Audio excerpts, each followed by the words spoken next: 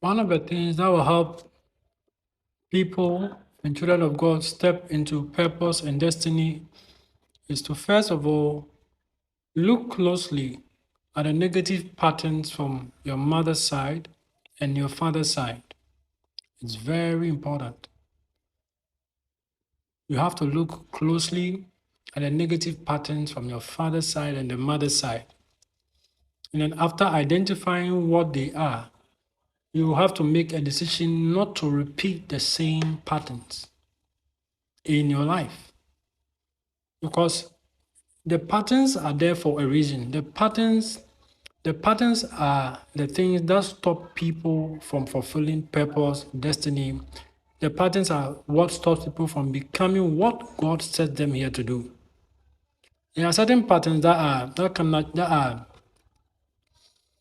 naturally in certain families, in certain bloodlines. So far as you are not able to navigate away from that pattern and you fall a victim to that pattern, whatever that is, sometimes there are some kind of addictions, or there are some kind of character traits and lifestyles that is so detrimental to the way in a way that it can even stop that destiny from coming to purpose. It can cut it off. One of the few things and first things children of God have to look at closely from their father's bloodline and their mother's bloodline is to identify the negative patterns from your father's bloodline and even generations before him. If you look closely, you'll be able to point a few things out. If you look at your mother's bloodline and you watch closely, there are a few things you'll be able to point out. And those patterns, those negative patterns, you have to make it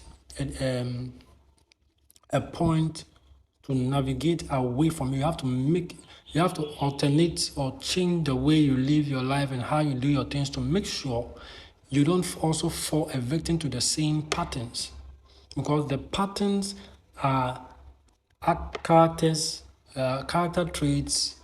They are sometimes addictions that stop people from fulfilling destiny. And a lot of these patterns is the enemy behind it.